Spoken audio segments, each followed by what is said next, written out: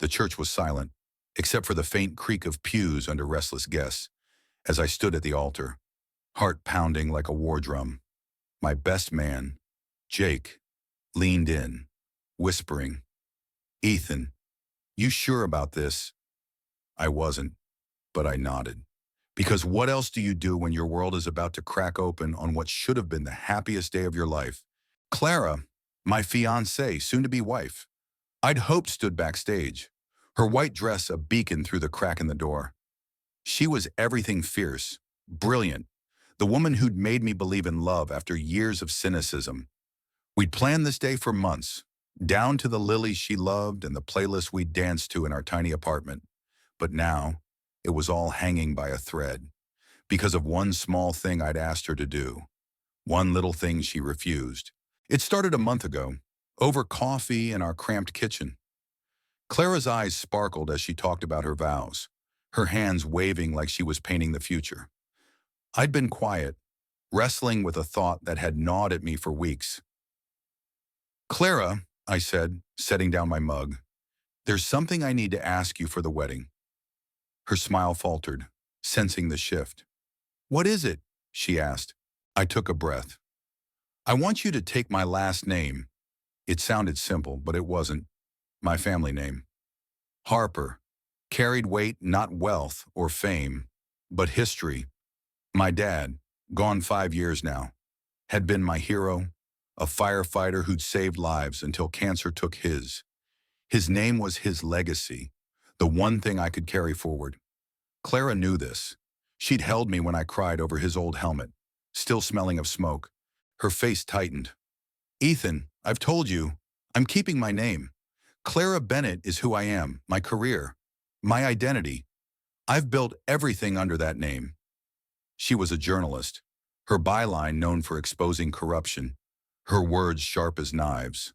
I admired that fire, but this felt different. "It's not about erasing you," I said, voice low. "It's about us becoming one thing, together, for Dad, for me." She shook her head, her voice firm but kind.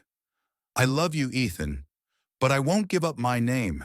It's not just a word, it's me." We argued, softly at first, then louder, until the kitchen felt too small for both of us. I thought she'd come around, that love would bridge the gap. I was wrong.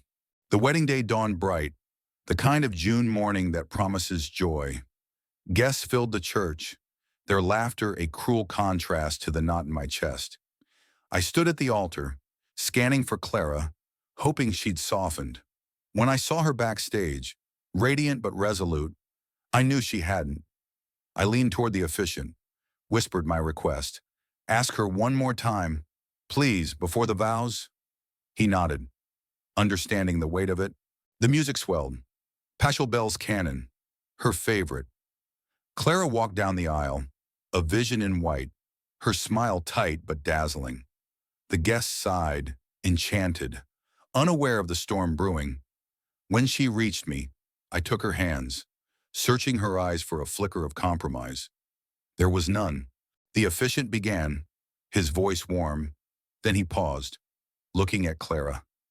"Clara, Ethan has asked if you'd consider taking his last name to honor his family and your union."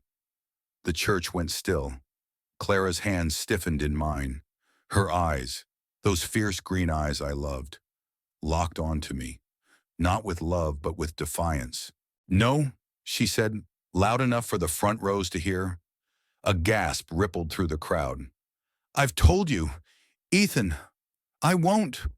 Her voice was steady, but I saw the tremble in her lip, the crack in her armor.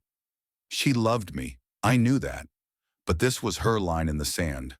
I stood there, heart splintering. This wasn't about a name anymore. It was about us, about whether we could bend for each other. I'd thought love meant sacrifice, but maybe I'd misunderstood. Maybe I was asking too much, or maybe she was. The silence stretched, unbearable. So I sat down, right there, on the altar steps, in my tailored suit, with 200 eyes boring into me. Jake hissed, "Ethan, What the hell? But I didn't answer. I couldn't. The weight of her refusal, of my hope crumbling, pinned me to the spot. Clara stared, her face paling, the bouquet trembling in her hands. Ethan, she whispered, my stepping closer. Get up, please. Her voice broke, and for a moment, I saw the Clara I'd fallen for, the one who'd laugh until she cried, who'd dance with me in the rain. But I couldn't move. Not yet. The guests shifted, murmurs growing louder. My mom, in the front row, dabbed her eyes, her face a mix of pride and pain. Clara's dad, stern as ever, looked ready to storm the altar. I didn't care. This moment wasn't about them. It was about us, and whether we could find a way forward. Clara knelt beside me, her dress pooling on the floor. Why is this so important to you? She asked, her voice raw. Why can't you let it go? I looked at her, really looked, and saw the woman I'd planned a life with, but I also saw my dad's smile, his calloused hands, the name he'd given me. Because it's all I have left of him, I said, my voice cracking. You're my future, Clara. But that name is my past. I thought we could carry it together. Her eyes softened, tears spilling over. For the first time, I saw she understood not just my words, but the ache behind them. And she took a shaky breath. I didn't realize. I thought it was about control, about me giving up something. But it's about him, isn't it? I nodded, throat tight. She reached for my hand, her touch warm despite everything. Ethan, I love you, but my name, it's my past, too. My mom walked out when I was 5. Bennett is the name I rebuilt myself with. It's my strength. I hadn't seen it that way. Her name wasn't just a word, it was her armor, her victory. We sat there, two people who loved each other, caught between our pasts and our promises. The church was a pressure cooker, every whisper a needle in my skin, but I didn't care. This was our truth, raw and unfiltered. The officiant cleared his throat. Perhaps a moment, he offered, but Clara shook her head. She stood, pulling me up with her, her grip fierce. We're doing this, she said, loud enough for everyone to hear. But we need to talk first. Really talk. We stepped to the side, the guests' eyes like lasers, but it didn't matter. Clara faced me, her voice low.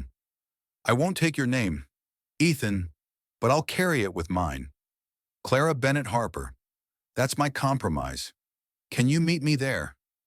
Her eyes searched mine, vulnerable in a way I hadn't seen before. It wasn't what I'd wanted. Not exactly.